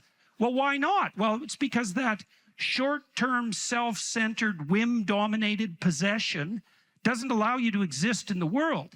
You have to mature. And of course, that's what you're trying to do with your kids as a parent, is you're trying to shepherd them through the process of maturation. Well, why? Well, so they have some friends. Because if it's all about them, well, then they don't have any friends. And that goes for all of you too. If it's all about you, good luck with your marriage. If it's all about you, you don't have friends. You might have, if you're a bully in particular, you might have, you know, toadies and thugs who benefit from your use of power, but you don't have friends. If you exploit your customers as a business person repeatedly to redound to your own immediate advantage, you're not going to have customers for very long. Your reputation is going to precede you. You're not going to do well in the world. So what do you do instead? Power is a bad story. It's a corrupt way of looking at the world. It leads to violence. It's generally manifested in service to a narrow kind of hedonism, because why have power unless it's to get exactly what the hell the worst of you wants from moment to moment? If you're not under the sway of some self-centered and relatively malevolent whim, you don't need to use power on other people, because you could just ask them to go along for the journey. And maybe they would. That's what you do when you play instead of when you use force. That's what you do when you invite instead of using force. That's what you do when you establish a vision that other people share instead of being a tyrant. Well, that's what you do if you're mature. That's even what 2-year-olds understand by the time they're 3, when they start engaging in pretend play with a would-be friend. Who's a friend to a 2-year-old? Well, the first thing, or 3-year-old, because 3-year-olds start to become social. Well, the first thing you want to do if you're a 3-year-old is play a game with someone. That's not the same as having your own game, right? If you play a game with someone else, there are some intrinsic rules. Well, what are the rules? Well, how about they get a turn, right? And maybe a generous turn, right? Because if you're going to have a friend and you want the friend to like you, which is kind of like the definition of a friend, and someone who likes you would like to see you again, and that continuity of the desire to see you again and to play together, that's the definition of friendship. It's a sequence of games played with the same person. The game has to be voluntary, it has to be invitational, it has to be reciprocal, right? And so what you're trying to do with your 2-year-old is you're getting them to sacrifice the immediate gratification of their instincts to reciprocity, right? Now you do something that's a bit more sophisticated than that too, because the other thing you do with children and yourself and with people you love, if you're the least bit sensible, is you let them know that they shouldn't conduct themselves in a manner in the immediate present that compromises their future, right? That's what you mean when you tell your child, don't do stupid things. Well, what's a stupid thing, generally speaking? Something interesting and entertaining in the moment that you pay for, right? And that's the same as an impulsive bad habit in adulthood. It's like the definition of a bad habit. A bad habit is something that works now and not so good tomorrow, or next week, or next month, or next year, or 5 years from now, or 10 years from now. That implies as well that just as the child establishes a relationship of reciprocity with the friend, by starting to understand the future, they establish a reciprocal relationship with their future self. And that's the same thing. So what maturation is, we all know this, maturation is the ability, let's say, to share and to forego gratification, to delay gratification. What does it mean to delay gratification? It means you don't get what the hell you want right now all the time. You have to conduct yourself in a manner that assures communal stability, let's say, and reciprocity. And in the enjoyable sense, you want to be surrounded by friends and compatriots and people who move you forward and people who wish you well, because that's going to be a lot better for you than the alternative. And you want to do that in a manner that assures the future. The whole higher cortical apparatus that human beings are blessed and cursed with is there to integrate the possessing spirits that might otherwise be impulsive and fractionating, to integrate them into a personality that can act reciprocally in relationship to others and guide itself as a consequence of apprehension of the future. It's a definition of maturity. Now, you kind of know this because as your children mature, as you've matured, the amount of time you can consider expands, right? For the 13-year-old, for a 4-year-old sitting down to take piano lessons, half an hour is an eternity, right? For a 13-year-old, 6 months into the future is forever. By the time you're 50, a year is like a week, right? Well, and there's a loss in that to some degree, but there's a huge gain, because as you develop, your capacity to apprehend the consequences of your actions across broader spans of time is much improved, and that reflects cortical maturation. And the same thing happens with regards to your ability to manage yourself socially. What does it mean to manage yourself socially? Well, it means, as I said, that it's not all about you. Your aim can't be the immediate gratification of the whims that possess you. If you're married, if you're married, if you have a wife or husband, is your wife or husband, how do they stand in relationship to their importance in relationship to you? Well, we could just think about it in a sort of clear-headed manner. Let's say you have a scrap with your wife, you have a fight with your wife, a disagreement, and you win. You win. She's wrong. She's punished for it in whatever way you can manage. What's the problem with that? You're right, she's wrong. Well, let's say you do that 50 times. Well, now you're living with someone you always defeat. And so now you're living with someone who's defeated. And what's the problem with that? Well, they're around. Right, and so maybe that's the problem with attaining a manipulated victory over your marital partner. Fine if it's a one-off, but you know they're there when you wake up in the morning. And so is the consequence of your, what? Self-centered, power-based maneuvering? Right? And maybe you're a victorious tyrant and she's a defeated slave. Well, that's not much of a victory there, buddy.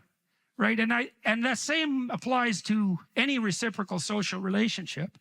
You know, if you have any sense, if you think it through, you want to build up the people that are around you.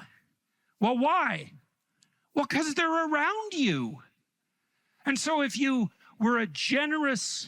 made generous offerings to the social world and you improved the nexus of relationships that you were involved in, why wouldn't that be good for you? Now, you might think, well, there's only so much to go around, and if everyone else wins, I lose. But that's another story, and it's the story of power. And it's a very bad story, and it's not true. Because the truth of the matter is that there's more than enough for everyone to do, and your victory doesn't have to ever come at the cost of someone else's defeat. I shouldn't say ever. I mean, there are times when, you know, people are head-to-head, and the game that's being played isn't fair, and it's your victory or your defeat. But those are very pathological and unnecessary circumstances, and it would be better to do everything you can to ever avoid being in a situation like that. Situations like that arise when your relationships have deteriorated radically. She goes to where the most genuine evil is made manifest. Once inside, she made a deadly, poisonous apple. Well, why an apple? Well, an apple is the fruit of the tree of the knowledge of good and evil, right? The apple is the thing that you incorporate that changes you. The apple is information. The apple is education. The apple is ideology. The apple is an idea rather than an artifact, right? That's what it's symbolic of. That's what it represents.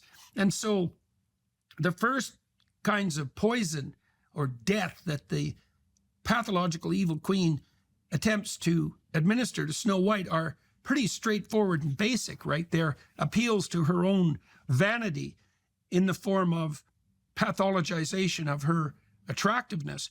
But this is a deeper form of poison, right?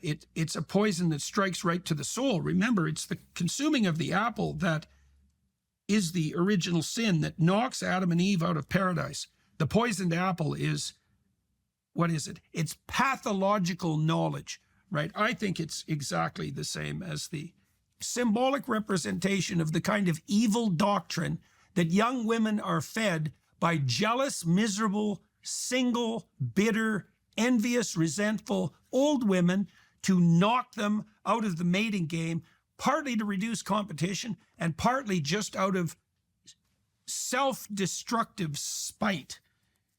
A deadly poisonous apple. On the outside, it looked beautiful with red cheeks, right? Red cheeks. So the apple is red cheeks. It's emblematic of health itself, of flourishing health, right? If you wanted to be a healthy young woman, this is obviously the apple that you would eat. And that's exactly what young women are taught in today's universities, right? To pursue that path of career that now has left the prioritization of self-interest. It's not precisely career. The prioritization of narrow self-interest that compromises their youth and leaves 50% of women in the West childless at the age of 30. with the probability that 90% of them will regret that as the years pass by. Apple, beautiful with red cheeks. Anyone who saw it would be enticed to take a bite. Well, so this is propaganda in its most attractive form. It's like, well, if this is what you were offered, of course you'd take it. It sounds like you could have it all. Young women, you can have it all. Yeah, well, the question is, who's offering that particular apple, and what exactly is their motivation? We're just looking out for our younger sisters. It's like, yeah, maybe you're looking out for them, and maybe you're a manifestation of the evil queen whose fundamental motivation is to devour their liver and lungs. Yeah, well, thereafter she disguised herself as a peasant woman, a lowly woman, not a haughty beauty. Went to the dwarf's cottage and knocked on the door. Little Snow White looked and said, "I'm not allowed to have anyone inside. The 7 dwarfs have strictly forbidden me." "Well, if you don't want to let me in, I can't force you," answered the delightful peasant woman, right, emblematic of the oppressed working class. "I'll surely get rid of my apples in time. I have something that everyone wants, obviously, but let me give you one to test." Another manifestation of her evil making itself camouflaged in the guise of care and compassion. "No," said little Snow White, "I'm not allowed to take anything. The dwarfs won't let me." Yeah, well, you see, that's the sensible manifestation of the ordinary productive patriarchal impulse inside her, protecting herself from the depredations of predatory competitive females. "You're probably afraid." "Yeah," said the old woman. "Look, I'll cut the apple in 2. You eat the beautiful red half." However, the apple had been made with such cunning that only the red part was poisoned. When little Snow White saw the peasant woman eating her half, and when her desire to taste the apple grew stronger, she finally let the peasant woman give her the other half through the window. As soon as she took a bite of the apple, she fell to the ground and was dead. The queen rejoiced, went home and asked the mirror, "Mirror, mirror on the wall, who in this land is the fairest of them all?" And the mirror answered, "You, my queen, are now the fairest of all." So the evil queen produced the pathological fruit of knowledge that dooms Snow White to death, administering it under the guise of compassion and caring in the form of a fruit so attractive that anyone with eyes would be tempted to take it. Brutal. "Now I can rest in peace," she said. "Once again, I'm the most beautiful in the land, and Snow White will remain dead this time." So, couldn't kill her with the bodice or the corset, couldn't kill her with the poisonous comb, but could certainly kill her with the consumption of the fatal apple. When the dwarfs came home from the mines that evening, they found little Snow White lying on the ground, and she was dead. They unlaced her and tried to find something poisonous in her hair, but nothing helped. They couldn't revive her. Okay, so what does that mean? The core element of the evil queen is so unbelievably pathological, so destructive, that ordinary, conscientious, diligent, protective masculinity is revealed as insufficient to redress the poison. Right. So that's why the queen, the prince has to come along. Right. It's only the higher order form of masculinity that's associated with true nobility and true courage that has the archetypal force, you might say, to provide true protection from the depredations of the evil queen.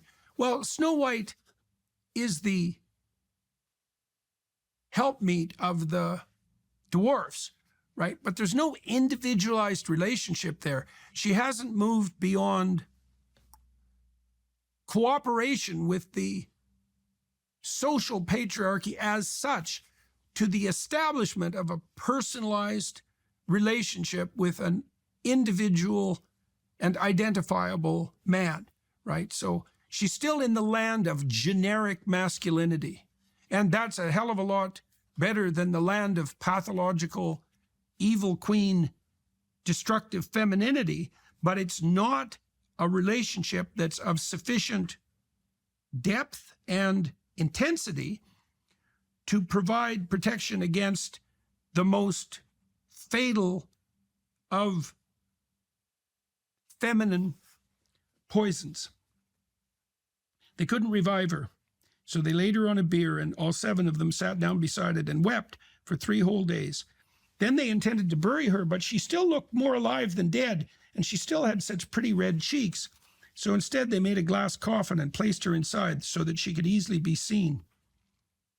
So they're worshiping her in a sense, even in her poisoned and near dead state. They still value her, right? So what does that mean? It means that the ordinary men apprehending an attractive young woman who has been poisoned by the teachings of the evil queen still hope in their soul for the revivification of her spirit, but are unable to match the machinations of the evil queen themselves. Right, so they stand back and observe, and that's all they can do. They wrote her name on the coffin in gold letters, showing how much they value her, and added the family name. One of the dwarfs remained at home every day to keep watch over her. So Snow White lay in the coffin for a long, long time. Right, so now that's failure to launch. Now she's in a state of suspended animation because of her poison knowledge, because of her receipt of the poisoned apple. She is mimicking life, but is unconscious and unable to fully participate.